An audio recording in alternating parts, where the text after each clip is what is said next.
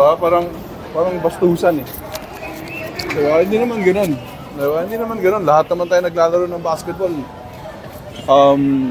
He was showboating eh. Pero did you share words with him after the Did you share words with him after? With who? With Jericho. No, hindi. Nagpagkasama kami sa NLEX niyan with Coach Yeng. And wala, dinadaan na lang sa yabang lahat eh. So, the guy has problems. I know he has problems. Dinadala nila lang sa court. But wala mo nang kaibigan dito, wala mo nang kaibigan. Diba? So, he's just acting up. He's just like a little boy.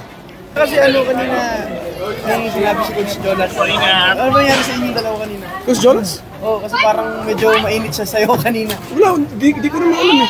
Wala naman ako dun eh. Baka hindi ako yun. Hindi, kasi sinasabi niya parang kinakondin na niya yung quote-unquote showboating mo raw kanina after nung dulo ng game. Wala, di ko naman titingnan si Coach Jones. Baka iba yun, hindi ako yun.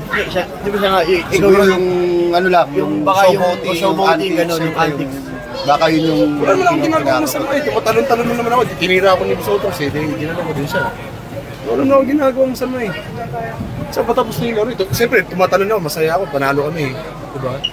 Hindi naman showboating yun. Pero hindi ko naman siya tinignan or wala ko yan. Hindi ko alam yun eh. Hindi ko alam yun. Kasi ang alam ko si Christos yung kaaway nila eh. Hindi ako eh. So ako wala talaga ako alam, promise.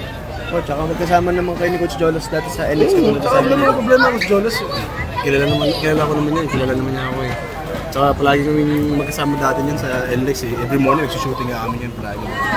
Kaya nagulat ako nung sinabi mo sa akin na ako yung kaaway.